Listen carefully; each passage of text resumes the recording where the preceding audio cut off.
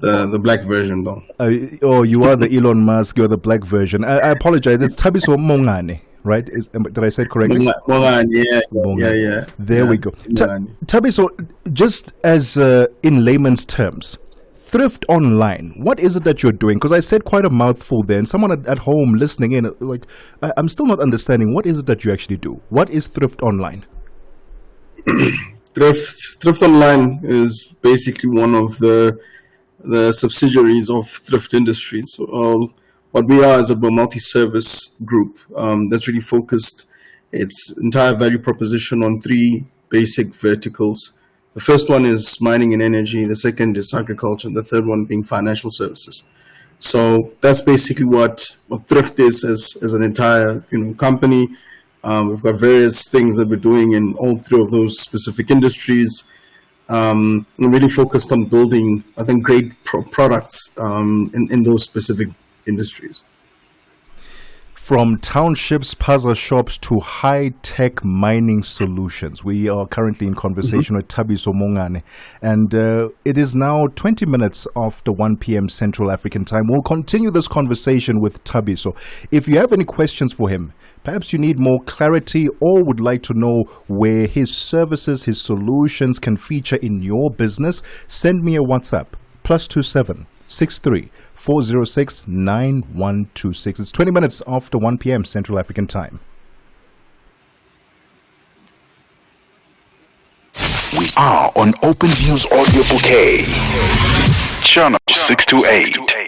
Africa Play with Neto Chairman. The Confederation of African Athletics, CAA President Mr. Hamad Kalkaba Malboum, talk to us about the state of athletics in Africa as it stands, and what picture are you looking at 5 years later? Yeah, athletics in Africa is strong. We are able to organize our major events in time. Like this year, we will have the under 20 and under 18 African Championship in Nigeria. Next year, we will have the senior in Ghana. In 2027, we will go back to Algeria to organize the under 18 and under 20. And then 2028, we will have the senior championship in Gaborone in Botswana. But by this program, we can increase our performance. And at the same time, we are considering the fact that within the British Federation, they are identifying young talent every year within the national program, within the scholarship championship. And so the athletics in Africa is in good standard. Live every Saturday and Sunday from 2 to 5 p.m. Central African Time. We take no sides, none whatsoever. We are the upside. It is 21 minutes after 1 p.m. Central African Time. We are still in conversation with Thabiso Mongane, a young South African entrepreneur who went from supplying spaza shops to developing smart tech for mining giants. Thabiso, let's start with the inception point. What gap were you specifically trying to fill when you launched and you first started Thrift Online?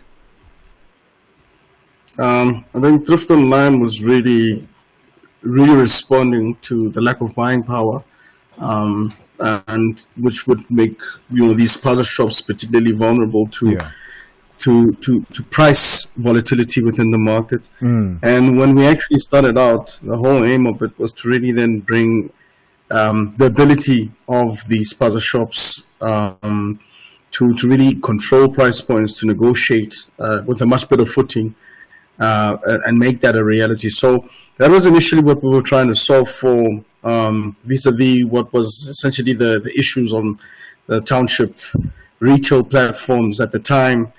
And the other thing was to really look at that, how to actually aggregate and disintermediate the current retail front of township spaza shops at the time.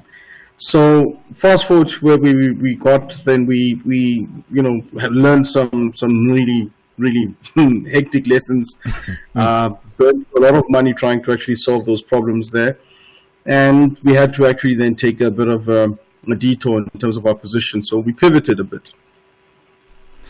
Walk us through how a spaza shop owner would then utilize this service, right, and this technology. You said they were then able to negotiate more easily with suppliers in terms of the products and the different rates. Yeah. And then in terms of their stock, did this help in managing their stock levels so as to not oversupply or undersupply a particular item? At the time, yes, we did use just-in-time principles to actually then help spaza shop owners to procure and order, their stock just at the right volumes, just at the right times. What was particularly kind of difficult, though, was to really then aggregate them almost uniquely at the same time.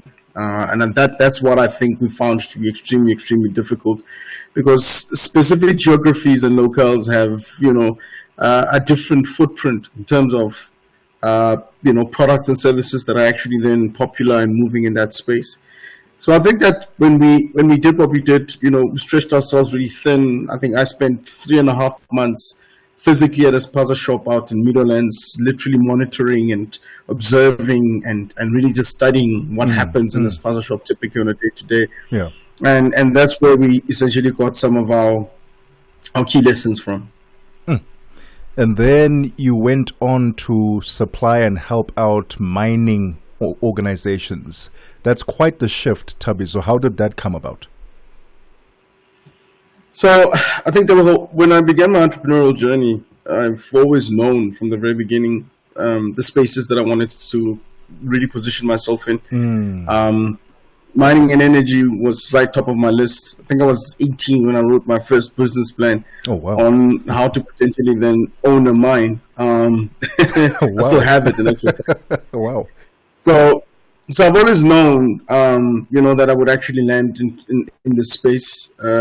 It also just took me some time to really get around it, to being able to understand it. Spend a bit of time around mining communities as well, looking at how host communities are given access to procurement opportunities as well. So that kind of really then led me to do what I've always been doing, which is doing a lot of due diligence on the target customers that I'm trying to actually then go for. So I've always spent a lot of time reading annual financials, annual reports from these mining houses to really find out, how to go about it. And that was the starting blocks for me. And the aim is to really then get into core mining and core energy, really then position Thrift Industries as a key go-to industrial partner that would essentially be able to implement on key turnkey projects for these big players. And really then take it from there. But so far so good. It's been quite fruitful. Doing a bit of work with two major mining houses that are JC listed. The aim is to just get more and more opportunities. It's exciting that you are using AI to find these solutions, to capture data, to help these mines manage their equipment better in terms of efficiency, scheduling, and also reducing those downtimes and cutting costs by using the data. Did you yourself have any training on coding, or is this something that you learned along the way? I'm officially the most non-technical person that you'll ever meet. Well, that's inspiring for someone at home listening in right now.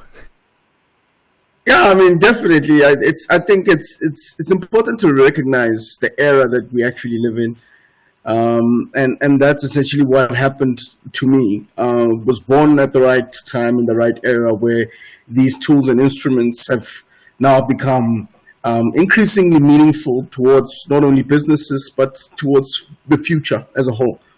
And when we actually then really developed the AI and IoT side of the business, we had to really then kind of really get a bit stuck in with Sibanye, which is also a major partner for us in terms of really then giving us opportunities within the mining space. So Sibanye-Stillwater has really been incredible at really giving us, some purview of what could potentially be done as a young, smart company.